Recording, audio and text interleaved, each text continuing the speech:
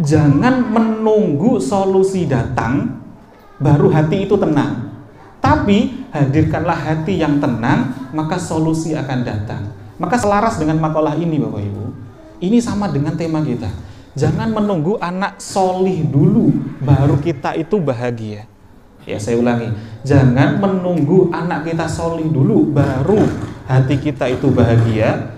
Tapi ya sebaliknya, hadirkanlah kita menjadi orang tua yang bahagia dulu, maka solusi, rezeki, bahkan anak yang solih itu akan tiba, akan datang kepada kita.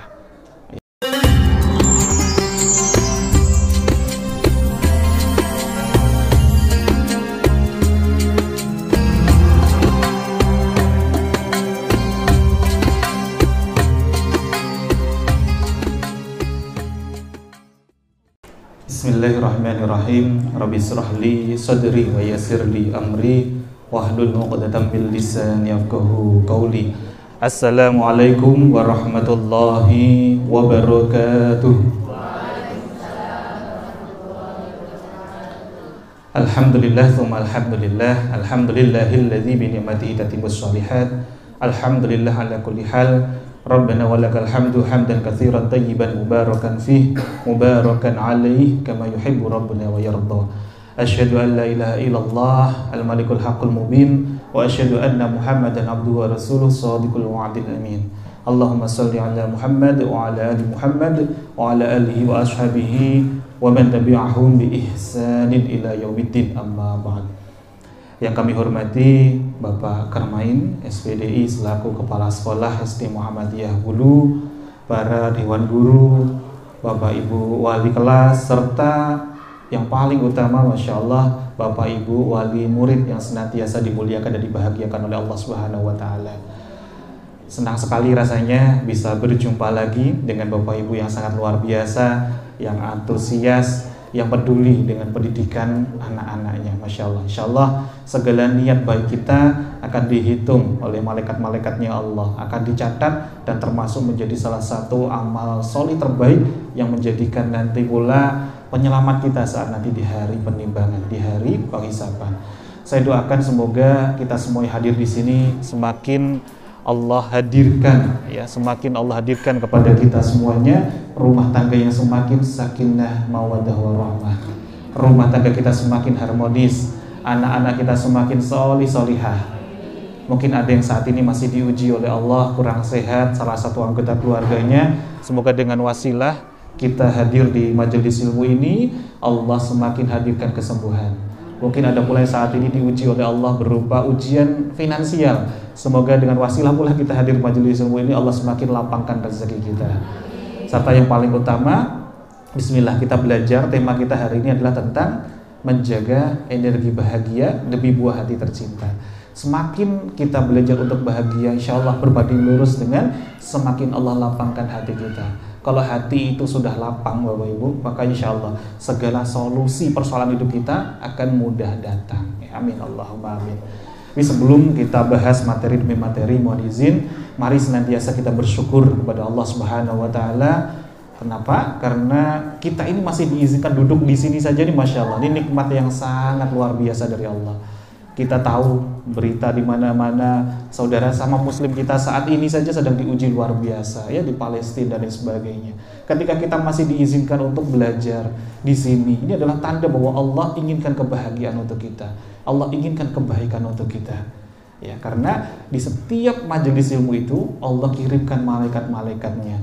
Ya, kemudian meletakkan dua sayapnya. Ini tanda bahwa malaikat ini ridho dengan kita, mendoakan hajat-hajat kita.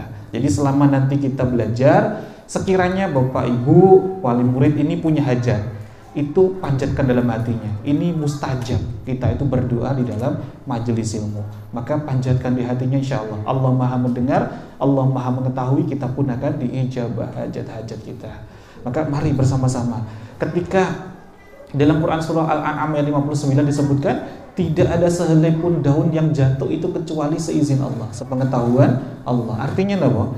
Kita berangkat di sini, hadir di sini, duduk di sini, ada yang di posisi depan, ada di posisi belakang, ini tidak ada yang kebetulan. Semuanya seizin Allah, sepengetahuan Allah. Maka ketika kita dipilih dan terpilih hadir di sini, kita syukuri.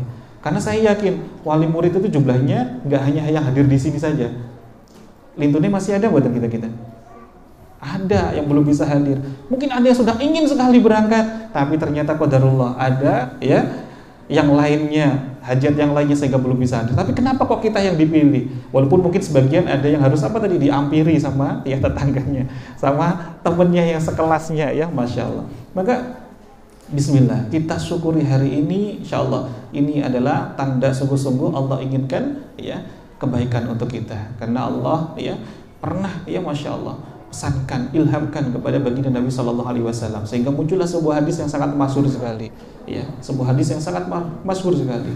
Kalau Allah itu inginkan ya kebaikan untuk hambanya, Allah akan apa? Mudahkan dia untuk ya belajar ilmu agama, dan ini salah satunya. Ya, mayuridillahu bi khairan. Barang siapa yang diinginkan kebaikan oleh Allah, ya, yufaqihu fiddin. Allah akan tambahkan ilmu pengetahuan kita tentang agama. Maka bismillah, ini adalah tanda Allah inginkan kebaikan untuk kita. Yuk bersama-sama kita awali dengan mengucap kalimat tahmid bersama-sama. Alhamdulillahirabbil alamin. Insyaallah. Salawat serta salam senantiasa ya kita curahkan, kita dawamkan, kita lazimkan kepada baginda Nabi Sallallahu Alaihi Wasallam, sang uswatun hasanah, sang suri tauladan terbaik yang senantiasa kita nanti-nantikan syafaatnya. Maka insya Allah dengan kita itibak kepada beliau, ya senantiasa istiqomah hadir di majelis ilmu, di halakoh-halakoh seperti ini Masya Allah, ini adalah sunnah-sunnah dari beliau. Ketika kita menjalankan sunnah-sunnah dari beliau, insya Allah kita pun nanti akan dapatkan syafaat dari beliau, dan kita bisa bertetangga dengan baginda Nabi Sallallahu Alaihi Wasallam di surganya. Amin, Allahumma amin, insya Allah. Baik Bapak Ibu semuanya, tema kita ya adalah tentang menjaga energi penuh bahagia demi buah hati tercinta. Sebelum kita masuk ke inti materi ini, ya, mohon izin ya terlebih dahulu. Ya, ada 3 syarat yang harus kita penuhi. Ya, apa itu 3 syaratnya? Karena apa ini harus dipenuhi? Karena banyak sekali orang yang hadir di majelis ilmu nggak dapatkan berkahnya karena kita nggak memenuhi kaidah ini. 3 ini. Apa itu? Yang pertama adalah saat hadir di majelis ilmu itu harus fokus, harus khusyuk. Ya, mungkin ada yang masih kepikiran jemuran, dilepaskan dulu. Mungkin masih ada kepikiran ya tentang ya hal-hal yang lainnya, dilepaskan dulu. Fokus dulu, hadirkan sepenuh hatinya hadir di sini untuk siap untuk belajar. Fokus dulu. Sudah fokus napa dereng kinten-kinten? Sampun siap napa dereng? Coba ya kita tes dulu sudah fokus atau belum. Kalau saya nanti bilang pagi, bilang napa? Pagi, misalkan saya bilang pagi, mohon izin nanti tepuk tangan 1 kali. Pinten? Coba kita tes dulu. Ini sudah fokus atau belum kelihatan nanti. Coba. Pagi. Kira kompak. Ini pengaruh sarapan nih ya. Ada loading dulu. Kalau kita ngeklik nonton di YouTube itu ada buffernya dulu. Muter-muter. Coba. Pagi. Alhamdulillah. Kalau saya nanti bilang siang, tepuk tangan 2 kali. Pinten? 2. Siang. Kalau saya nanti bilang sore, tepuk tangan 3 kali. Berapa kali? 3. Nah, mau di sini 3 kali, coba. Sore. Nah, kalau saya nanti bilang malam, jangan tepuk tangan, ya. Ini waktu yang sangat mustajab untuk berdoa. Jadi butuh waktu yang hening, ya. Maka nanti jangan tepuk tangan. Coba kita tes dulu, ya. Karena kalau ini nanti nggak lolos, ngapunten, ya. Saya nanti sudah panjang kali lebar kali tinggi, masuk telinga kanan, keluar telinga kiri. Niku masih mending, artinya masuk. Kalau kiri, ya. Banyak yang hadir majelis ilmu gak dapatkan berkah ilmu. Kenapa? Masuk telinga kanan, keluar telinga kanan. Biasanya, kenapa nih? Contoh paling konkret real, ya. Biasanya bapak-bapak di khutbah Jumat. Nih, coba ditangkleti. Materi khutbah Jumat ini apa? Masya Allah, ini muhab paling ya, Masya Allah. Masya Allah. Nih, coba ya.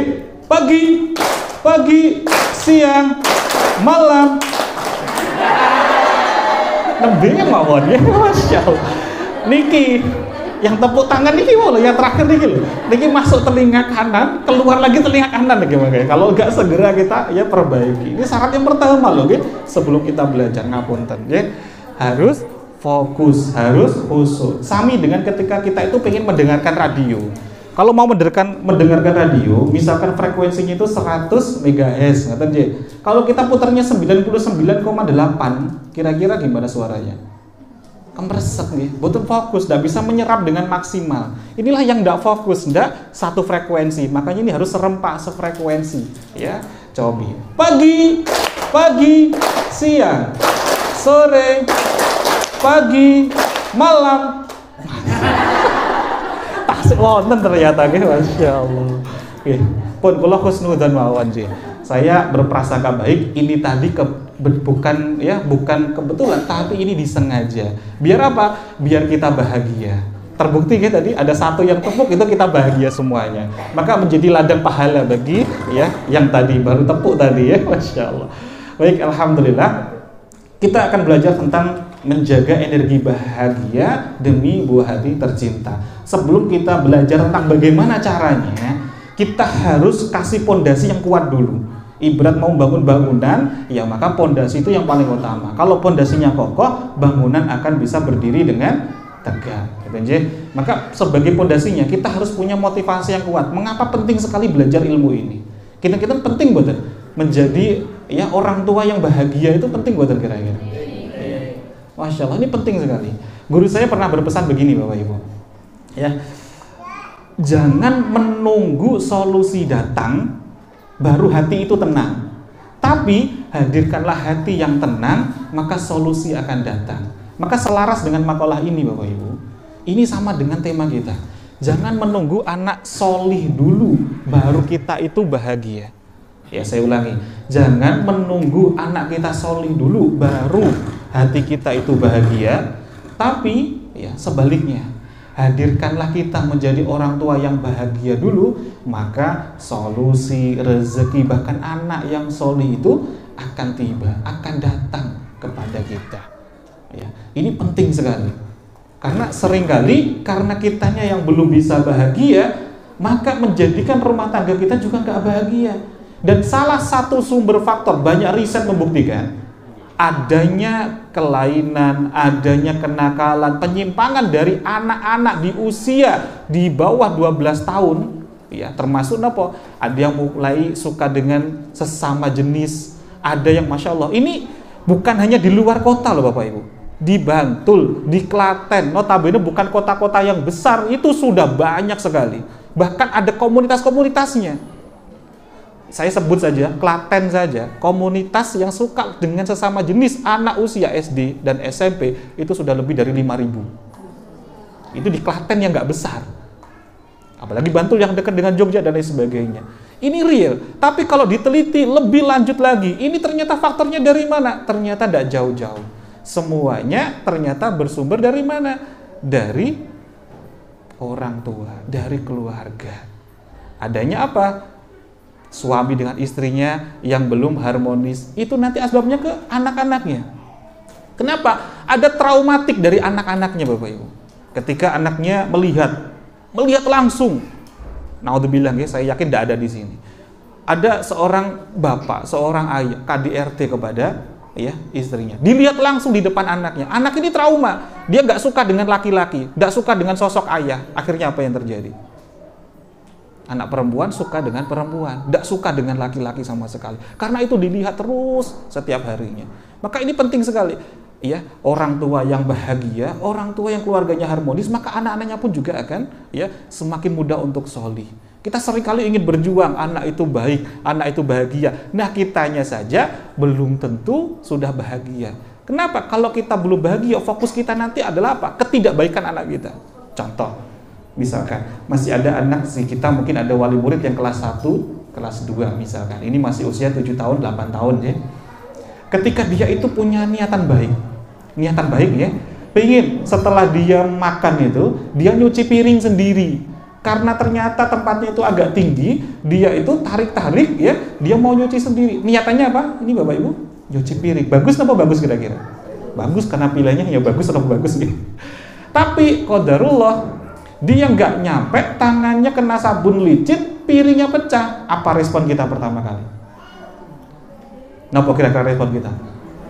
Wes toh, nak, nggak usah cuci piring, ibu saja. Gini apa gitu? Tenang toh, kayak gini toh, gitu. Anak ini nanti semasa hidupnya sampai dewasa dia akan terngiang Bapak Ibu. Padahal niatannya baik, kok yang ditangkap yang nggak baiknya. Dan ketika dia nanti pengen sesuatu, pengen nolong, nggak jadi, saya nggak jadi nolong. Kenapa? Ingatnya apa? Biar ibu saja, biar ibu saja, biar ibu saja. Besok ketika kita sudah usia lanjut, kita minta tolong sama anak kita, anak bilang apa? Biar ibu saja, nanti saya salah. Dan ini terjadi real. Kenapa? Karena kitanya nggak bahagia, nggak bisa respon dengan bahagia. Tapi kalau kita bahagia ngelihatnya, Masya Allah, ini anak sudah niatan pengen nyuci piring. Saya apa saya? Saya. Maka alhamdulillah, nggak apa-apa nak, yuk kita beresin bareng-bareng. Nanti kalau nyuci gini loh nak, kita ambilin kursinya, dideketin biar dia bisa nyampe ke wastafelnya, ya, dibantuin. Anak akan terniang. Ini hanya bisa yang merespon baik itu diawali dari orang tua yang bahagia. Kalau kita aja sudah mikirin pekerjaan, mikirin waduh nanti masa opo, nanti pekerjaan ini itu, kemerungsung pengennya cepet-cepet, anak pengen nolong kita kesuwen. Akhirnya apa? Ada gelas pecah, ada piring pecah, emosi kita yang ada. Lalu bagaimana anak kita akan solih? Maka ini penting sekali kita belajar yang menjaga energi bahagia. Agar apa? Ini pun menjadikan buah hati kita pun akan semakin solih, ceria juga kepada kita. Ini penting sekali untuk kita pelajari. Dan lagi Bapak Ibu, kita itu seringkali kalah sama anak-anak kita. Saya ulangi ya, kita itu seringkali kalah sama anak-anak kita. Ada nggak kira-kira di sekolah ini anaknya itu yang ya berbuat misalkan ya, naudzubillah, berkelahi dengan temannya, ada nggak kira-kira? Saya yakin pasti ada. Ya dimanapun sekolah pasti ada, nggak bisa dipungkiri. Tapi anak itu Bapak Ibu mungkin berkelahi hari ini, besok sudah main bareng. Tapi bagaimana orang tuanya? Coba bagaimana orang tuanya? Dendamnya itu, sakit hatinya itu, ya ketemu lagi sampai 1 tahun 2 tahun, Masya Allah. Kita harus belajar kepada anak-anak. Ada apa ini di balik anak-anak? Anak-anak itu mudah sekali ya menghasilkan hormon endorfin, hormon bahagia. Jadi anak itu mudah memaafkan, mudah mengikhlaskan, besok main lagi, mudah mengikhlaskan, mudah maafkan. Dan kita orang tua, justru kalau kita pendam itu, orang tuanya itu loh, anaknya yang itu loh, itu malah kita muncul di dalam diri kita menghasilkan hormon namanya noradrenalin. Apa itu? Hormon racun. Yang justru kalau itu kita simpan, kita dendam, kuat-kuat kita simpan itu, justru menjadikan apa? Psikosomatis, menghadirkan penyakit-penyakit dalam diri kita sendiri. Ada yang menjadikan sampai ya ampek, sesek. Nanti betul kita kalau udah nggak seneng sama orang itu, ketemu itu langsung kata yang orang emosi ini loh. Yang namanya orang emosi pasti nafasnya itu pendek, pasti nih mudah ngos-ngosan. Nah itu imbasnya juga ke tubuh kita. Maka ini penting sekali ya, menjaga energi bahagia, menghasilkan hormon endorfin yang banyak, bukan noradrenalin. Ya, Masya Allah. Nah, sebelum itu mau izin ya, coba masih fokus nopo derek ya. Coba dengarkan apa yang saya katakan. Napa Bapak Ibu? Dengarkan apa yang saya katakan. Agar zat besi yang pengaruh tadi pagi ya, kita sarapan mungkin ada karbohidrat zat besi. Itu kan kadang ada yang nempel di kelopak mata Bapak Ibu. Zat besi ini berat atau ringan? Nempel di kelopak mata. Semakin ditahan semakin ketawis sih, okay? Apalagi yang belakang-belakang ya, set gitu kan ditahan. Kapunten. Digerakkan tangan kita, ya, digerakkan ke atas, okay. Ingat ya, dengarkan apa yang saya katakan. Ke depan lagi, samping kanan, bagus. Ingat Bu, dengarkan apa yang saya katakan. Turun lagi. Niki apa artinya? Ingat betul, kata kuncinya apa? Dengarkan apa lakukan? Lah ini kok dilakukan? Ya Allah, sudah saya ulang-ulangi, dengarkan apa yang saya katakan, malah dilakukan. Masya Allah. Inilah Bapak Ibu, kita ini sebagai orang tua seringkali nggak mau mendengar anak-anak kita. Anak itu sebenarnya kenapa dia berbuat sesuatu yang di luar kendali kita? Ini anak kok seperti ini? Karena anak itu sejatinya pengen diperhatikan, pengen didengar. Tapi seringkali kita nggak mau mendengar anak kita. Jangankan anak kita, saya di depan saja nggak didengar. Masya Allah. Ini ya Bapak Ibu, ini juga yang harus kita latih terus setiap hari. Anak itu ekspresinya agar dia itu didengar itu bermacam-macam. Mencari perhatian kepada kita agar diperhatikan. Mungkin bentuknya bagi kita, ini kok anak jahil, anak ini kok yang melampaui batas, anak ini kok hiperaktif. Tapi itu sejatinya adalah cara anak agar didengar, diperhatikan oleh kita. Karena kitanya punya aktivitas, punya kesibukan sendiri. Maka jangan sampai dalam mendidik anak itu ya kita ya hanya sebatas ya udahlah saya tak nemenin saja. Tapi betul-betul ya letakkan gadgetnya, letakkan aktivitas, fokus dulu ya untuk mendampingi anak kita. Dampingi anak-anak itu dalam bermain. Maka penting sekali, ini masih selaras dengan materi kita sebelumnya. Jangan sampai kita main-main dalam bermain dengan anak kita. Karena sejatinya saat kita mendampingi anak kita main, disitulah waktu yang tepat kita memberikan nasihat kepada anak-anak kita. Kenapa anak-anak kita itu mudah terpengaruh sama temennya? Karena temennya itu mudah mendengarkan, ya. Gak banyak ngasih nasihat, tapi kita sekalinya manggil anak kita, ngasihnya apa? Nasihat. Maka anak itu gak nyaman sama kita. Bahkan baru 2 hari yang lalu, ya, ada yang datang, itu orang Sragen, gitu. Saya tidak sebutkan namanya. Beliau mengatakan, anak saya ini kenapa ya? Gak mau dengar saya. Bahkan ini di usia SMA, sampai gak mau pulang sampai 1 bulan. Sekolah-sekolah, tapi cuma datang, ngambil baju, berangkat lagi. Ada apa gitu ya, Masya Allah. Ternyata ini kalau kita gali lebih dalam lagi, ternyata sama. Apa? Anak itu kita panggil hanya untuk kita kasih nasihat. Sementara temen yang gak pernah ngasih nasihat. Yang penting yuk kita main bareng. Dia nyamannya sama siapa kira-kira? Nyamannya anak sama siapa? Ya sama temennya. Akhirnya gak mudah untuk dekat sama orang tuanya. Nah ini penting juga untuk kita ya sungguh-sungguh kita amalkan sebelum anak kita sungguh sudah dewasa. Ini mumpung anak kita masih usia SD, penting ya untuk kita perhatikan banyak-banyak kita untuk ya mendengar. Dan hanya orang-orang yang memiliki energi bahagialah sejatinya yang mudah sungguh-sungguh mendengar anak-anak kita dengan baik. Ya, jadi mendengar itu bukan hanya sekedar pasang telinga tapi kita sambi yang lainnya, bukan. Tapi sepenuh hati kita lihat, kita bersamai, luangkanlah waktu ya 2 jam, 3 jam sehari untuk mendampingi anak kita. Kalau ada ya tugas atau apa, dampingi anak kita. Maka ini nanti akan ya Masya Allah terngiang di masa depan anak-anak kita ya Masya Allah. Sekarang coba kita rubah gamenya. Lakukan apa yang saya katakan. Siap? Lakukan apa yang saya katakan. Artinya dilakukan apa didengar? Nah, cobi sekarang, Bapak Ibu, tangannya ke atas, ya, digerak-gerakkan, ya, bagus. Pegang pundak samping kanan. Nah, sekarang dipijitin dulu, dipijitin. Nah, enak banget tadi. Yang dipijit boleh request, ya, boleh request. Kira kenceng, napa kekencengan boleh, biar fresh nih, Masya Allah. Allah ya karim, enak deh, Masya Allah. Oh cekap deh, Masya Allah.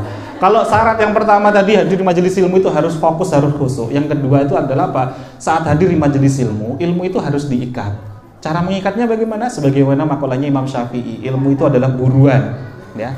Jadi sangat gak cerdas bagi orang yang berburu, sudah ada buruannya, tapi tidak diikat, dibiarkan lepas begitu saja. Lalu bagaimana caranya mengikat ilmu? Dicatat. Kalaupun toh tidak bisa mencatat, tidak bawa catatan, ya diketiklah di gadgetnya. Kita kan pegang gadget masing-masing. Sekiranya itu penting, nanti untuk diingat lagi, dicek lagi. Karena saat nanti kita praktek akan mudah lagi, ya teringat kembali. Nah yang ketiga, sarannya hanya 3. Amalkanlah sedikit demi sedikit tanpa harus menunggu sempurna. Jadi apa yang diingat, apa yang baru saja terima, yang bisa kita praktekkan langsung dipraktekkan. Karena kalau nggak dipraktekkan, ya sebagaimana Ibnu Khaldun pun pernah ya berpesan, ilmu itu ibarat harta karun. Harta karun itu yang masih dipeti, dikunci itu loh Bapak Ibu. Jadi itu tidak akan memberi manfaat kepada kita kalau kita nggak membuka kuncinya. Lalu bagaimana cara membuka kuncinya? Dipraktekkan ilmunya. Jadi harus dipraktekkan. Nah baik, kita masuk di how to-nya. Bagaimana caranya menjaga energi bahagia ini sebagai orang tua demi buah hati tercinta. Ya, Masya Allah. Yang pertama Bapak Ibu, ya untuk menjaga energi bahagia ini kita harus senantiasa menjadi orang tua yang be positif. Positifnya itu di sini. Apa itu maksudnya di sini? Dari pikiran kita, prasangka kita, respon kita terhadap segala sesuatu kepada anak kita. Ini harus be positif dulu. Karena ini nanti erat kaitannya dengan lisan. Ini masih menyambung materi yang kemarin ya. Di pertemuan kemarin kita kan terakhir kemarin menjaga prasangka dan lisan. Tapi ini kita gali lebih dalam lagi hari ini. Di langkah pertama untuk menjaga energi bahagia adalah be positif dulu. Apa yang positif? Prasangkanya. prasangkanya terlebih dahulu, responnya kita terlebih dahulu kepada anak-anak kita. Karena seringkali Bapak Ibu, kita itu ya Masya Allah inginnya A, fokusnya B. Inginnya anaknya solih, anaknya sudah belajar untuk solih, pengen menunjukkan solihnya, tapi fokus kita masih B, fokusnya masih kok anak ini seperti ini. Contoh tadi, anak pingin nyuci piring, qadarullah piringnya licin karena megang sabun, piringnya pecah. Fokus kita adalah di pecahnya piring, bukan di anaknya sudah ada niatan untuk baiknya. Padahal respon kita adalah alhamdulillah nak, gak apa-apa, namanya masih belajar. Makasih nak sudah mau bantu bapak, bantu ibu. Itu anak itu Masya Allah akan mudah apa? Ada yang namanya energi kebaikan itu sejatinya candu Bapak Ibu. Orang itu kalau dia sudah berbuat baik, kok dipuji, dia akan pengen mengulang hal yang sama. Tapi selama ini yang kita lakukan sebagai orang tua, responnya bukan yang baiknya. Karena kebaikan dalam diri setiap individu kita itu adalah sebuah fitrah. Tinggal seberapa itu seringkali kita asah. Bagaimana cara mengasah energi kebaikan buat anak? Banyak-banyaklah direspon yang baik. Banyak-banyaklah untuk kita puji. Artinya apa? Tangkaplah basah kebaikan anak-anak kita. Kalaupun dia ada kejadian apapun, kita cari apa ya sisi baiknya buat anak kita. Maka ini penting sekali kita untuk menjaga di positif ini. Kita ingin A, tapi fokus kita selama ini baru B. Coba deh kita rubah. Fokus kita sama dengan ingin kita. Kalau kita inginnya anak solih, ya maka setiap kali anak bahkan melanggar sesuatu pun kita berbaik sangka. Wah ini berarti anak lagi pengen perhatian sama kita. Oh anak pengen waktu yang khusus buat kita. Untuk apa? Kita lebih intens lagi. Jadi bukan lagi langsung fokus kepada ketidakbaikannya. Pasti ada sisi baiknya. Jangankan anak kita Bapak Ibu, jam yang mati saja di ruang kepala sekolah, saya melihat ya jamnya buat tergerak, itu pasti ada kebaikannya minimal 2 kali dalam sehari. Jam yang mati saja itu masih bener loh, sehari 2 kali. Kapan itu? Ya pas di jam itu di pagi hari dan pas jam itu di malam hari. Misalkan jam 7:30, maka 7:30 pagi bener buatan kira-kira. Nah maka jam 7:30 malam bener buatan kira-kira. Itu baru jam apa lagi anak kita, pasti ada sisi baiknya, pasti ada kebaikannya di balik setiap ya tingkah laku yang ditunjukkan oleh anak kita. Maka kita harus merespon yang baik, harus merespon yang baik, banyak-banyak memuji. Ini tidak mudah, tapi ini harus kita latih sehari-hari. Coba, sudah siap belum kita untuk melatih ini, memuji? Nah, ini bukan hanya sekedar ilmu, tapi harus dipraktekkan. Maka cobi sekarang Bapak Ibu berhadapan-hadapan dengan teman di sampingnya, sesama wali murid. Ayo kita berhadapan-hadapan. Kita latihan nih, saling muji satu sama lain. Latihan nih, harus praktek nih. Namanya belajar itu harus banyak praktek. Monggo, kita hadap-hadapan dengan samping kanan atau kirinya, nggih, hadap-hadapan. Nggih, monggo. Yang Bapak dengan Bapak. Kalau bertiga maka buat lingkaran bertiga, nggih, saling muji, melingkar. Ini ada role play-nya, ada caranya, ya, ada ketentuannya harus kita, ya, Masya Allah, penuhi. Sampun berpasangan semua angkat tangan, sudah? Yang sudah angkat tangan, yang belum angkat tangan berarti belum ya? Oke, yuk berpasang-pasang sudah? Sampun? Yang dereng kita tunggu, ya. Materinya belum lanjut kalau belum dapat pasangan, ya. Masya Allah. Bapak bertiga, monggo. Bertiga boleh, melingkar Pak, karena ini nanti harus saut-sautan, saling memuji satu sama lain. Saestu nih, kita materinya belum lanjut nanti kalau kita belum dapat pasangannya. Monggo Pak, monggo. Bapak monggo. Nah, dua-dua pas nih, dua-dua pas. Masya Allah. Tunjuk siapa A, siapa B. Tunjuk siapa A, siapa B. Yang A siapa angkat tangan? Ada yang belum angkat tangan nih. Nah, kalau belum udah nunjuk siapa A, siapa B, ya tunjuk yang bajunya paling terang aja, itu A. Kalau semuanya sama-sama gak ada yang terang, tunjuk giginya yang paling terang. Ya. Sudah ya? Ada A, ada B. Yang A angkat tangan? Oke, baik, cekap ya. Nah, tugasnya A nanti memulai dulu memuji apa saja yang ada kebaikannya pada diri Bapak atau Ibu di depannya. Ingat kata kuncinya Bapak Ibu. Pujiannya ini ya nggak boleh disebutkan kedua kali, hanya sekali. Artinya apa? Ganti kata yang lainnya. Jadi kalau A nanti muji B, Bapak atau Ibu yang B ganti balik muji yang A dengan kalimat yang berbeda, nggak boleh diulang. Nanti yang A gantian muji lagi, yang B gantian muji lagi, terus disaut-saut, yang nggak bisa ngelanjutin dia yang nggak menang. Ya, kita latihan banyak-banyakin muji. Ini nanti juga kita latihan ini untuk apa? Keseharian kita, untuk anak-anak kita. Coba, guys, sudah siap? Sudah paham? Yang belum paham angkat tangan. Sampun, J? Belum paham, Bu? Muji, misalkan contoh, J, ibu niku kok cantik, ya. Ibu solihah, ya. Ibu baik, terus puji apa saja kebaikan yang ada di diri, ya, yang di depan kita. Saling saut-sautan. Nanti yang nggak bisa, ya, membalas sautan itu, maka dia nggak menang. Jadi berhenti sampai situ. Nanti akan ketahuan, ya. Terus berikutnya nggak boleh kalimatnya sudah disebutkan diulang lagi, ya. Yang udah disebutin depan kita nggak boleh diulang lagi. Oke, siap? Kita mulai, ya, hitungan ketiga dari sekarang. 1, 2, 3, mulai.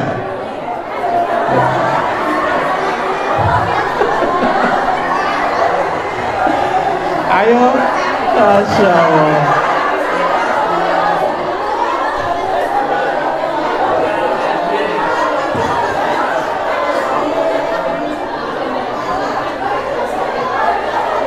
Nah, ada yang sudah nggak bisa melanjutkan lagi? Ingat ya, tidak boleh kalimatnya diulang yang sudah disebutkan, harus kalimat yang lain. Masya Allah.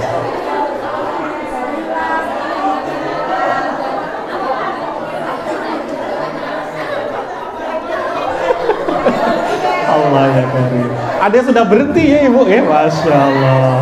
Sudah mentok lagi ya, Masya Allah. Oke, Bun, cekap. Cekap, hadap ke depan lagi, nggih.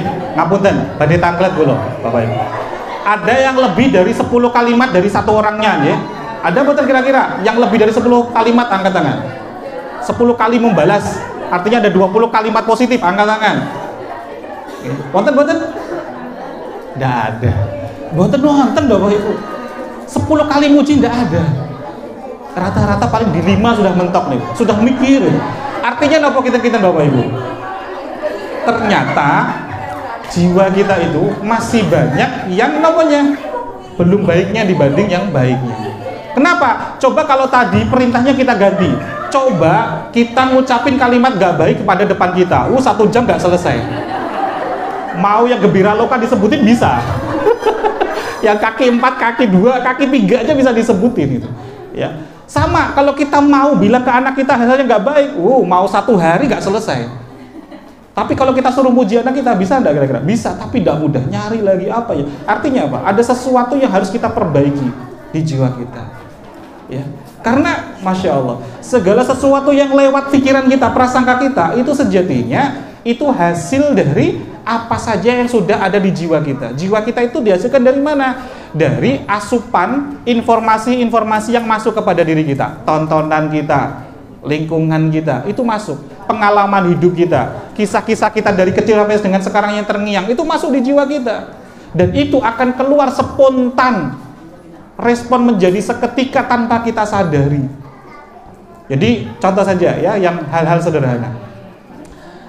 Ya, contoh hal-hal dari yang sederhana. Kenapa ada anak yang sering kali dengerin ya suara-suara telolet, lagu-lagu dan lain sebagainya gitu.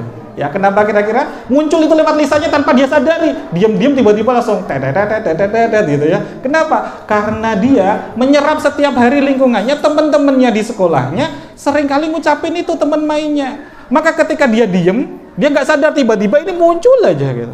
Masya Allah. Jadi itu semuanya bukan sejatinya kebetulan, bukan, tapi karena tadi membiarkan informasi itu masuk ke jiwanya, maka akan keluar spontan. Sama dengan kita orang tua, kalau kita ingin merespon hal-hal yang baik-baik, mulailah kendalikan apa yang kita dengar, apa yang kita tonton, apa yang seringkali masuk ke dalam perasaan kita. Ini harus kita jaga. Jadi prasangka ini penting sekali. Wujud dari prasangka itu akan terlihat dari apa? Lisan kita. Lisan itu juga penting. Dalam kitab Adabul Mufrad, ya, Imam Bukhari, ya, penulis kitab Adabul Mufrad ini menuliskan ada yang riwayat tentang Rasulullah SAW ketika beliau itu didatangi oleh sahabat-sahabatnya. Sahabat ini bertanya, "Ya Rasulullah, Bagaimana jika ada seorang fulanah ini artinya apa? Seorang wanita yang solih luar biasa, rajin sholat malam, rajin puasa, rajin sedekah yang banyak, tapi dia itu seringkali menyakiti hati orang lain dengan wasilah lisannya. Apa jawabnya Rasulullah? Ahlin nar. Semua amal ibadahnya itu sia-sia. Ibarat apa? Dia itu ngumpulin air ke dalam ember yang bocor. Ketika dia bawa pulang, ternyata airnya nggak tersisa sama sekali. Maka seperti si fulanah tadi, dia merasa bahwa amal ibadahnya di dunia banyak, saat dia yaumul hisab tidak ada satupun ternyata. Dengan wasilah apa tadi? Ininya ternyata itu menjadikan amal semuanya tidak ada. Nah sekarang ini coba kita cek, bagaimana ini kita sudah seberapa sering kita menyakiti hati anak-anak kita. Kemudian sahabat tadi bertanya lagi, ya Rasulullah, bagaimana jika ada seorang fulanah amal ibadahnya biasa-biasa saja, bahkan dia sedekah aja cuman sebutir keju yang cuman sebutir itu artinya hanya sedikit sekali. Apa jawabnya? Ya Rasulullah ditanya lagi, apakah dia menyakiti hati tetangganya, menyakiti hati yang lainnya dengan sebab lisannya? Tidak ya Rasul. Maka dijawab ahli jannah. Masya Allah. Ini penting sekali kita berlatih merespon ya lisan kita, prasangka kita kepada anak-anak kita. Jadi kalau ada apapun kejadian, respon sisi baiknya, pasti ada sisi baiknya ya, pasti ada sisi baiknya dari anak-anak kita. Dan saat anak itu kita puji, anak itu ya kita senantiasa tangkap kebaikannya, anak ini akan merasakan candu, merasa ingin berbuat baik lagi dan lebih baik lagi. Tapi kalau yang kita sampaikan sudah hal-hal yang tidak baiknya, ya sudah, ketemu kita saja sudah gak nyaman. Maka jangankan mau mendengar kita, jangankan mau melakukan nasihat kita, mau berteriak sekalipun, anak tidak mau dengar. Tapi anak akan lebih mendengar siapa? Yang bagi dirinya itu nyaman. Makanya dalam ilmu neuroscience, ya, ilmu yang pelajari tentang kinerja otak dan perilaku manusia, dia menyebutkan ada namanya RAS, Reticular Activating System atau mental block. Anak itu akan mengeblok mentalnya, mengeblok jiwanya, mengeblok semua informasi yang masuk kalau dia itu gak nyaman. Tapi kalau dia itu nyaman, dia akan apa? RAS ini akan dilunakkan, dia akan menyerap informasi itu masuk. Maka wajar anak kok mudah mendengar teman-temannya dibandingkan mendengar orang tuanya, karena orang tuanya sudah dianggap sebagai ancaman. Nah ini yang harus kita ubah. Jadi kita mulai hadirkan energi bahagia. Kalaupun toh kita punya persoalan dengan pasangan kita, wajar, namanya rumah tangga pasti ada. Tapi jangan sampai ditunjukkan, dilihatkan kepada anak-anak kita. Cukup selesai di kamar saja. Ya, atau kalau pas anak-anak sudah sekolah, pas anak-anak lagi ada aktivitas di luar, diskusilah bareng-bareng yang baik-baik. Salaman-salaman dengan cara yang baik-baik, ya.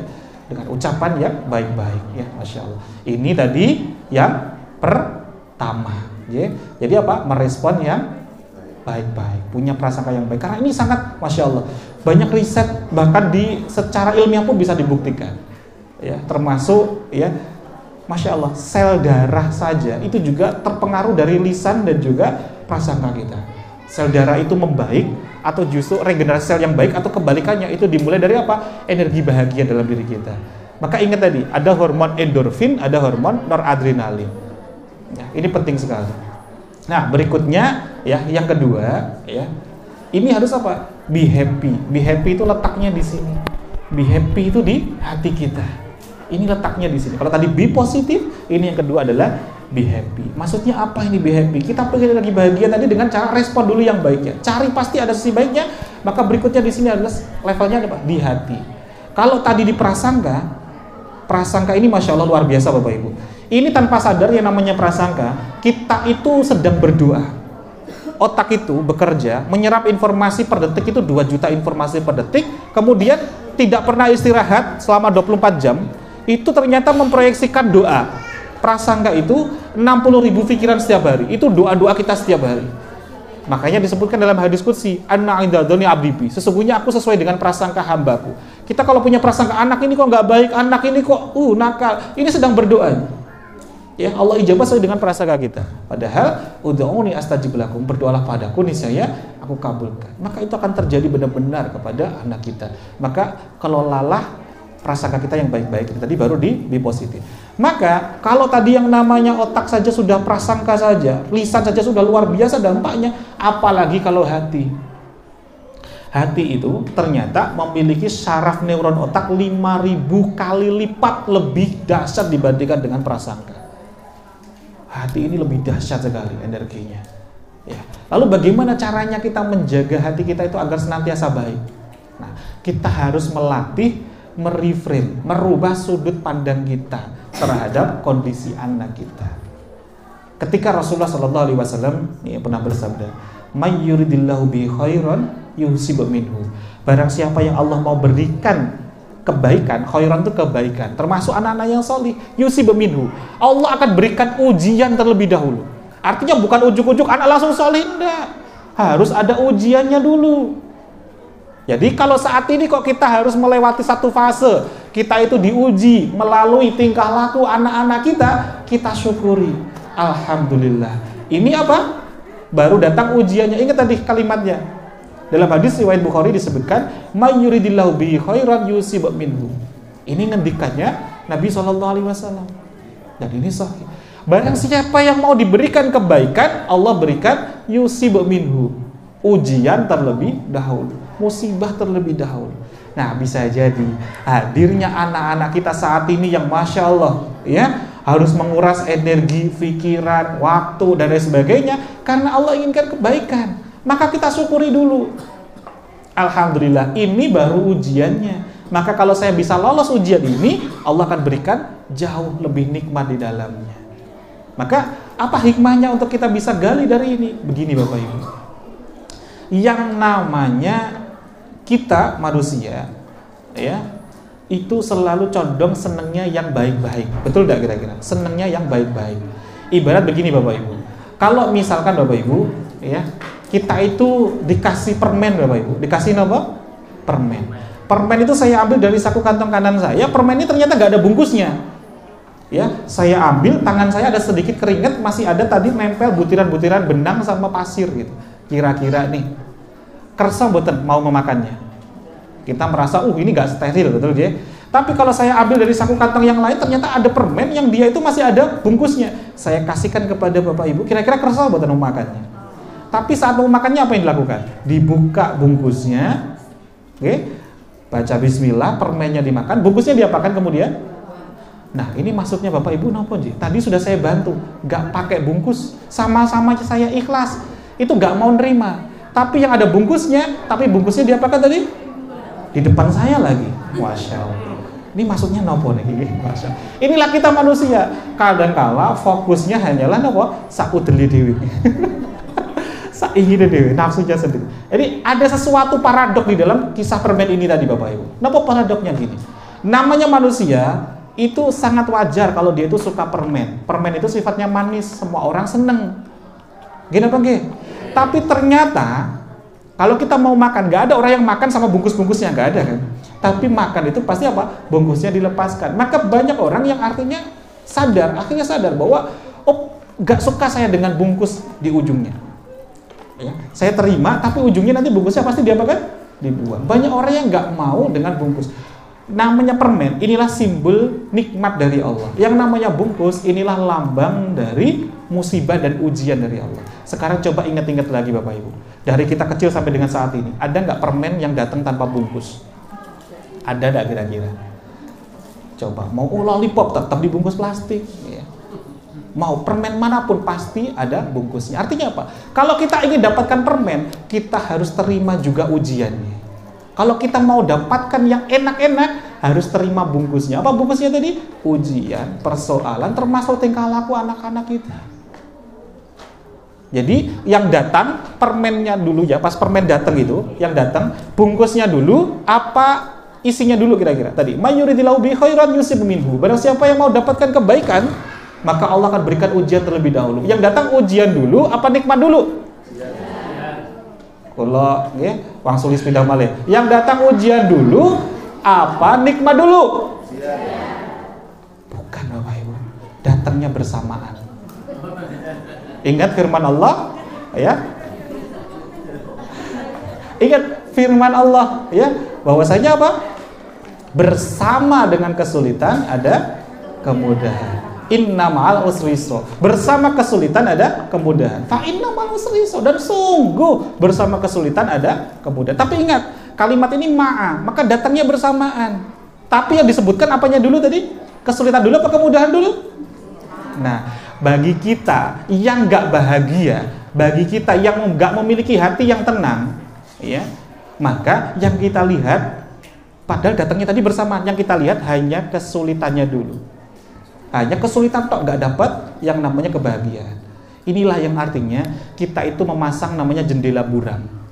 Memasang jendela buram hati kita untuk melihat solusi. Dimanapun ada persoalan, sejatinya sepaket dengan itu Allah pasti kasih solusinya. Sepaket dengan itu pasti Allah kasih solusinya. Lalu di mana solusi? Anak-anak saya begini, tingkah lakunya begini. Solusinya di mana Pak Sofi?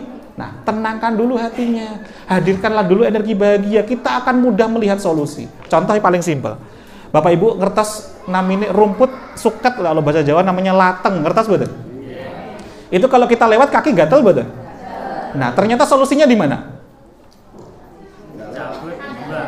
Kalau sudah lewatin, Pak, solusinya di mana? Di akarnya, dicabut, akarnya disabetin, sembuh, Pak. Ternyata solusinya sepaket dengan itu. Allah kasih rumput yang gatel, solusinya di mana? Di situ. Saestu. Ada yang suka durian, Bapak Ibu?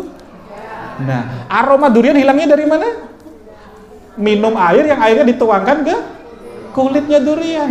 Jadi sepaket dengan setiap persoalan. Anak yang seperti ini pasti solusinya itu sangat dekat juga. Yang namanya innamal usri yusra itu sejatinya implementasinya di sini. Bapak Ibu, nate mireng kisahnya Nabi Ismail ketika ya beliau itu kehausan di padang pasir, gak ada air, asinya ibunya Siti Hajar sudah kering, gak keluar. Solusinya di mana? Apakah ketemu di sofa? Apakah ketemu di marwah?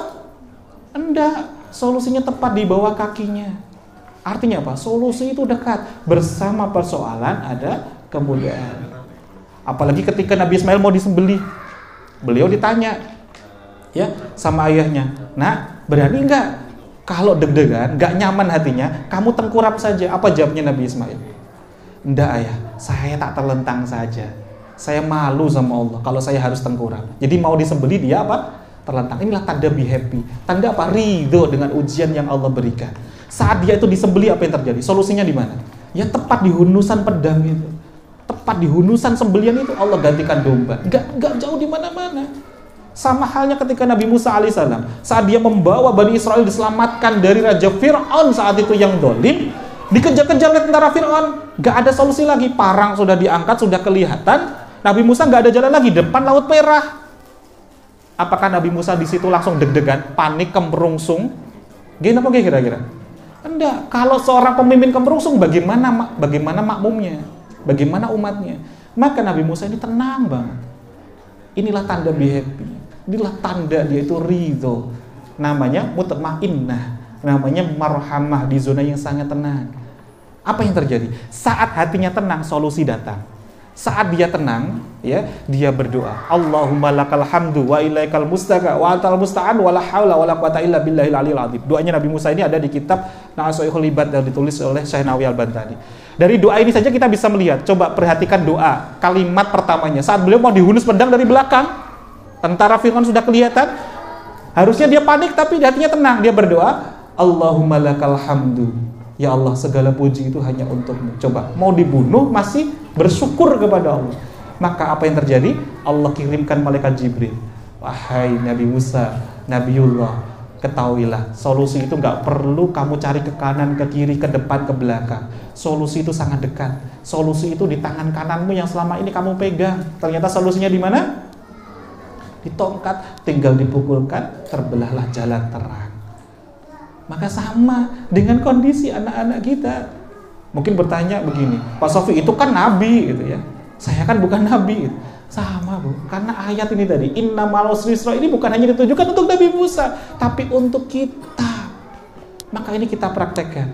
Kalau ada anak gejolak, seheboh apapun anak, jangan langsung kita respon, apalagi kita jeruk nipisi hati kita. Napa artinya jeruk nipis niku? Jeruk nipis itu mendramatisir hati kita. Semakin kita itu ya, semakin apa? Ampok hati kita. Semakin gak tenang hati kita, maka di situ solusi gak akan tampak. Jadi tadi sebagaimana di mukadimah tadi, Jangan menunggu solusi datang baru hati tenang. Tapi sebaliknya, hadirkanlah hati yang bahagia, hati yang tenang dulu, maka solusi akan Allah datangkan kepada kita. Bapak Ibu ngertos jeruk nipis, Bapak Ibu? Ngertos? Jeruk nipis niku raosipun pripun? Wah, luar biasa aja. Nah, ini kita harus lepas jeruk nipis ini dalam hati kita. Karena setiap hari tanpa kita sadari kita menetesi jeruk nipis ini di hati kita. Apa maksudnya? Coba kita lakukan game ini bareng-bareng. Ya, game namanya game jeruk nipis. Game apa Bapak Ibu? Jeruk nipis. Gamenya simple Bapak Ibu. Bapak Ibu coba ya saat ini fokus duduknya senyaman dulu, senyaman-nyamannya Bapak Ibu. Sampun nyaman dereng niki lenggahipun. Pun ya. Nah, kalau yang gerigingan selonjorin dulu bentar, terus tarik lagi. Yang penting nyaman dulu, sampun. Nah, sekarang fokus dengarkan instruksi saya. Nanti ya ikuti instruksi saya. Siap, J? Coba Bapak Ibu, sekarang pejamkan matanya pelan-pelan. Pejamkan matanya pelan-pelan. Tarik nafas pelan-pelan.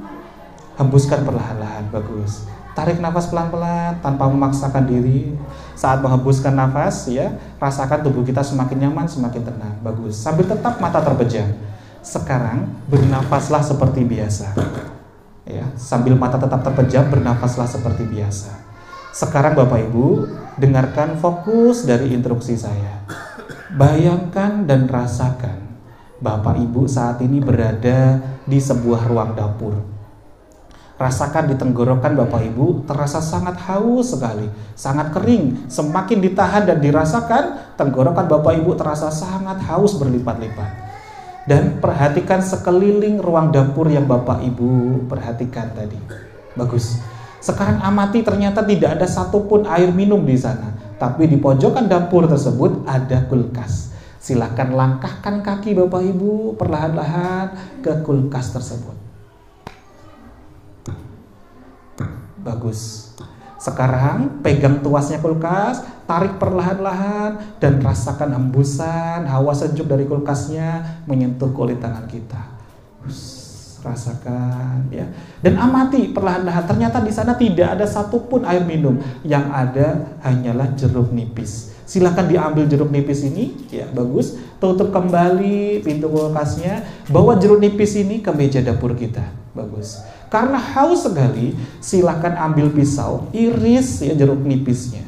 Pelan-pelan, keres. Bagus. Iris lagi yang kedua, keres. Sekarang ada 3 potongan jeruk nipis. Karena Bapak Ibu merasakan tadi tenggorokannya sangat haus sekali, silakan ambil dari salah satu irisan jeruk nipis ini, silakan dipegang pakai tangan kanan, silakan diangkat, ya buka mulut pelan-pelan, peras teteskan ke dalam mulut kita. Semakin ditahan ternyata kecutnya semakin terasa, asamnya semakin kerasa. Karena masih haus lagi, silakan ambil lagi irisan yang kedua. Ambil lagi, bagus, angkat lagi, pelan-pelan, peras teteskan ke dalam mulut kita.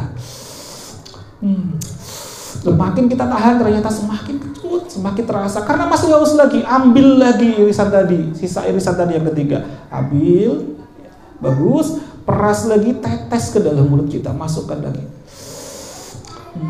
Semakin ditahan, semakin berlipat-lipat rasa kecutnya semakin terasa. Sekarang perlahan-lahan buka matanya Bapak Ibu semuanya pelan-pelan. Nah sekarang saya nanya Bapak Ibu, ada nggak Bapak Ibu yang merasakan produksi air yang ada di mulutnya itu semakin berlimpah daripada biasanya? Ada nggak? Angkat tangan. Angkat tangan. Ya. Ini tadi yang mengizinkan saja tadi ya, yang mau menerima instruksi saya. Ada yang merasa sampai kecut ada? Nah, sekarang pertanyaan saya, ada nggak jeruk nipisnya di mulut kita? Nggak ada. Kok bisa? Padahal secara ilmu biologi, lidah ini akan bereaksi. Produksi air liur ini akan bereaksi kalau ada benda asing kita masukkan. Gini apa nggih? Tapi ini ada nggak tadi bendanya? Nggak ada. Inilah kita seringkali alami dalam sehari-hari. Bukan tentang jeruk nipis secara real aslinya, tapi apa? Omongan tetangga, kalimat-kalimat yang gak mengenakan itu kok kita terima, masukkan ke dalam hati. Inilah kita menetesi jeruk nipis itu setiap hari ke hati kita. Tes, tes, tes. Itu berdampak terhadap nasib kita ya. Padahal gak ada jeruk nipisnya. Ini harus kita lepaskan untuk menjaga hati yang bahagia, hati yang gembira. Katanya orang lain itu sebenarnya gak real, itu gak ada. Itu semuanya terjadi, kenapa? Karena itu kita masukkan ke hati kita. Jadi sejatinya nggak ada anak nakal, nggak ada. Itu hanyalah caranya anak itu mengekspresikan untuk mencari perhatian kepada kita. Jadi kita respon yang baik-baik. Kalau kita bilang, anak ini nakalnya ekstra, luar biasa. Kalau kita yakini, kita masukkan ke hati kita, inilah kita menjerunipi isi hati kita. Maka ya anak akan begitu. Dan solusi nggak akan ketemu. Padahal solusi ketemu kalau sudah mulai terbuka hati kita. Terbuka prasangka yang positif. Be positive, be happy. Yang terakhir, waktunya masih cukup, J. Saya timer tadi, saya dikasih waktu 1 jam. Ini masih 6 menit ya. Saya timer nih, makanya saya bawa HP ini untuk timer saja. Ngapunten. Yang terakhir, ya, segala kebaikan itu tidak akan ada nilainya kalau apa? Kita itu tidak lillahi ta'ala. Termasuk dalam mendidik anak kita. Kalau kita mendidik anak kita itu masih levelnya pamrih. Saya pingin anak saya tak baik kepada anak ini, saya sungguhin sesuatu, semuanya saya baikin, saya berharap anak saya nanti berubah. Kira-kira baiknya itu lillahi ta'ala atau karena ingin merubah anak kita? Nah, kalau masih ingin merubah anak kita akan kecewa. Kita tidak akan dapatkan apa-apa. Ini pentingnya niat kita. Pentingnya yang ketiganya adalah apa? Segala sesuatu itu harus lillahi ta'ala. Qas Allah, hanya karena Allah semata. Ada satu riwayat yang sangat masyhur sekali, dan ini sangat hati-hati dalam saya menyampaikan. Karena dulu riwayatnya itu kalau disampaikan semuanya pada pingsan, Bapak Ibu. Jadi jangan sampai nanti semua di sini pingsan, J. Ini riwayatnya sangat masyhur sekali. Ada satu riwayat, ya, ini tentang kisahnya sahabat Nabi namanya Abu Hurairah radhiyallahu an. Beliau ini sahabat yang sangat banyak sekali meriwayatkan hadis. Ketika Rasulullah Shallallahu Alaihi Wasallam ini sudah wafat, ketika beliau jalan di pinggiran namanya pasar, ya, pasar Madinah, beliau itu dicegat sama sahabat-sahabat di sana di era para sahabat. Jadi ada sahabat-sahabat ini berkumpul nungguin Abu Hurairah radhiyallahu an. Ya Abu Hurairah, tolong ajarkan kepadaku. Dicegat, ditanyain, ya Abu Hurairah, tolong ajarkan kepadaku sebuah hadis yang hadis itu hanya disampaikan oleh Rasulullah SAW hanya kepadamu, tidak kepada yang lain. Maka Abu Hurairah ingat-ingat lagi, yang mana ya? Gitu. Ada nggak ya? Langsung Abu Hurairah, ada hadis yang ini belum pernah saya sampaikan kepada yang lain, saya dapatkan hanya dari Rasulullah SAW. Maka semua sahabat langsung berkumpul, semuanya semakin banyak berkumpul, nungguin tadi. Apa ini? Ilmu apa ini yang baru? Gitu aja, semakin penasaran. Ketika Abu Hurairah ini ya berkata, "Ola Rasulullah SAW," Abu Hurairah pingsan. Gak jadi ngomong, pingsan. Dia baru inget lagi hadisnya tadi, langsung pingsan. Jadi berkatalah Rasulullah SAW pingsan. Dikasih minum, dikipas-kipas, bangun ya Abu Hurairah. Ya, ayo, tolong sampaikan. Kita sudah berkumpul semua penasaran, lanjutkan lagi. Kemudian apa? Abu Hurairah melanjutkan. Ola Rasulullah SAW pingsan lagi. Saking dahsyatnya hadis ini. Kemudian dikasih air lagi, dikipas-kipas, ya, mukanya dikasih air diraupin di mukanya, biar apa? Bisa cepat bangun lagi. Ketika diminta lagi, pingsan lagi Bapak Ibu, pingsan sampai 3 kali. Ini sebelum mengucapkan hadis ini. Maka hadis ini gak ringan sejatinya untuk disampaikan. Tapi saya yakin ini memberikan manfaat untuk kita, maka perlu kita sampaikan. Apa ini hadisnya? Kok sangat luar biasa sekali, ya? Ternyata isi hadisnya Bapak Ibu, ini tentang ya 3 golongan yang pertama kali akan dihisap oleh Allah dan dimasukkan ke dalam kobaran api neraka. 3 golongan ini Bapak Ibu ternyata bukan ahli maksiat, tapi ternyata ahli ibadah. Siapakah 3 golongan ini? Tapi ini nanti kita ambil hikmah dari hadis ini ya Bapak Ibu. Jadi Abu Hurairah ya melanjutkan hadisnya. Kelak nanti akan ada 3 golongan yang akan dipanggil oleh Allah pertama kali.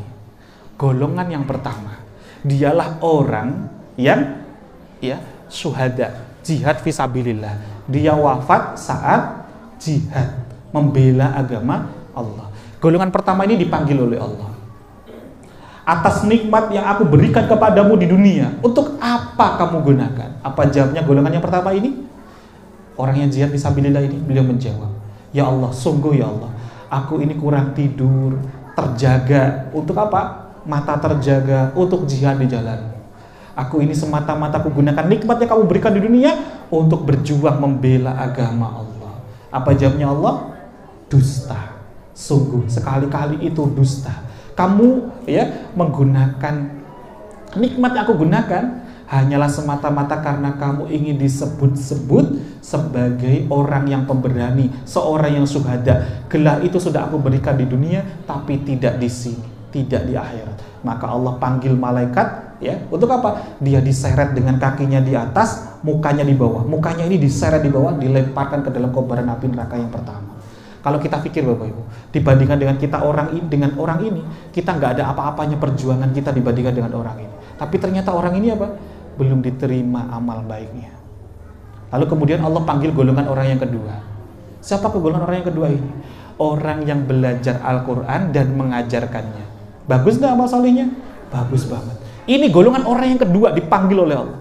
Ketika datang ditanya oleh Allah, atas nikmat yang aku berikan kepadamu di dunia, untuk apa kamu gunakan? Apa jawabnya golongan orang pertama ini? Sungguh ya Allah, aku gunakan nikmat yang kamu berikan kepadaku di dunia, aku gunakan untuk belajar Al-Quran dan mengajarkannya kepada orang lain. Apa jawabnya Allah? Dusta. Sungguh, kamu melakukan di dunia itu semata-mata hanya karena ingin disebut oleh orang lain sebagai orang yang alim, orang yang ahli ilmu, orang yang pinter, orang yang solih. Gelar itu sudah aku berikan di dunia, tapi tidak di sini. Maka Allah panggil lagi malaikat, ya, diseret lagi, kakinya di atas, mukanya di bawah, dilemparkan ke dalam kobaran api neraka. Ini golongan yang kedua. Lalu apa golongan yang ketiga? Inilah orang-orang yang dermawan, orang-orang yang suka membantu tetangganya, mensedekahkan hartanya. Ini dipanggil. Sama ternyata dengan orang yang pertama dan kedua.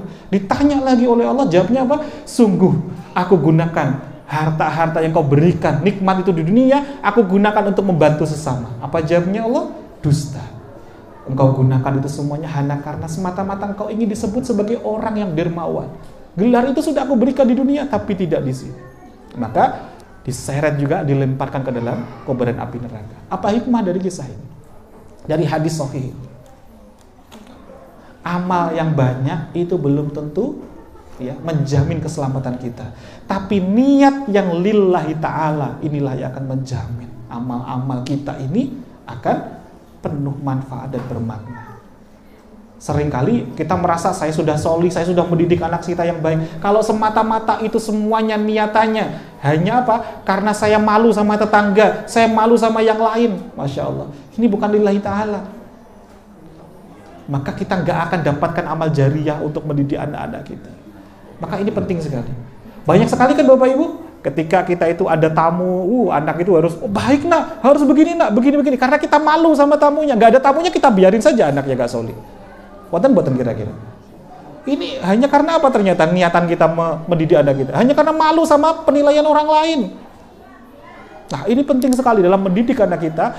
Mau ada ataupun gak ada orang lain, kita harus sungguh-sungguh lillahi ta'ala. Pun sama, kalau kita itu ya mendidik anak kita itu namanya lillahi ta'ala. Mau anak itu berubah ataupun belum berubah, itu urusan dirinya dengan Allah. Tugas kita adalah mendidik anak kita yang baik-baik. Maka mau perlakuan anak kita sebagaimanapun, kita akan memancarkan energi bahagia. Kenapa? Karena kita tenang hati kita. Orang-orang yang senantiasa dekat dengan Allah, dia akan tenang kehidupannya, apapun ujiannya. Inilah ciri orang-orang yang beriman. Ya, sungguh menakjubkan perkaranya orang-orang yang beriman. Apabila ia itu diberikan musibah, dia sabar. Apabila dikasih nikmat, dia syukur. Maka nggak ada respon yang lain kecuali apa? Sabar dan syukur. Pasti yang baik-baik saja. Inilah ciri orang-orang yang lillahi ta'ala. Mau anaknya baik ataupun belum baik, ini ujian dari Allah. Alhamdulillah. Saya masih dikasih apa? Ladang amal solih. Coba bayangin Bapak Ibu, pasangan kita sudah solih dan solihah. Anak kita sudah solih dan solihah. Kita mau berbuat baik, mau buatin teh saja. Gak usah bu, saya yang buatin. Kita mau nyuci, gak usah bu, saya aja yang nyuciin. Lalu ladang surga mana yang akan bisa kita dapatkan? Ladang surga mana yang akan bisa kita dapatkan? Kalau semuanya sudah baik, sudah solih semuanya, maka inilah cara terbaik Allah kirimkan orang-orang yang belum baik yang ada di sekitar kita sebagai apa? Ladang amal solih. Kita nyuapin anak kita, ladang surga kita. Ya, kita nyetrikain baju anak kita, surga. Ladang ini. Coba bayangin, kita menyetrika, gak usah bu, saya tak nyetrika sendiri. Dari bayi sudah gitu, kita nggak punya ladang surga lagi. Maka syukuri selama masih Allah berikan kesempatan ladang surga ini, kita niatkan lillahi ta'ala, Masya Allah. Allah akan semakin lembutkan hati orang-orang di sekitar kita untuk semakin dekat mau nurut dengan kita. Jadi kuncinya apa? Kalau kita fokus itu hanya ingin mengubah orang lain, gak akan terjadi Bapak Ibu. Yang ada hanya kecewa. Tapi kalau fokus kita itu terus menjaga hubungan kita, kedekatan kita kepada sang pemilik hati, ya siapa itu? Allah. Maka Allah akan lembutkan hati orang-orang di sekitar kita semakin dekat dengan kita. Wallahu a'lam bishawab. Ini ya berarti ada berapa tadi? 3. Be positive, be happy, cause Allah. Segala sesuatu itu harus apa? Lillahi ta'ala. Hanya karena Allah semata. Ya, Masya Allah. Kita lanjutkan dengan sesi tanya jawab, diskusi. Nanti baru kita sesi doa bersama-sama. Mungkin monggo kami kembalikan ke moderator jika ada yang ingin ya informasi atau ada yang ingin bertanya, kami persilakan. Allah alam bisawab.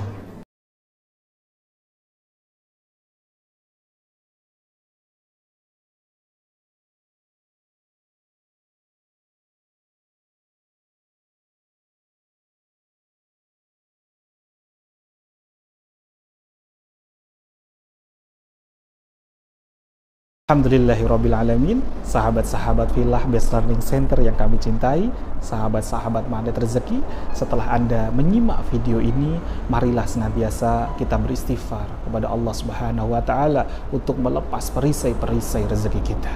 Rabbi ghfirli wa tub alayya innaka antat tawwabur rahim. Ya Rabb, ampunilah kami, terimalah taubat kami, sesungguhnya Engkau Maha penerima taubat dan Engkau Maha penyayang. Dan mari senantiasa kita bersolawat kepada baginda Nabi Muhammad sallallahu alaihi wasallam. Sallu ala Muhammad. Allahumma salli alaihi wa ala alihi wa sahbihi. Wassalamualaikum warahmatullahi wabarakatuh.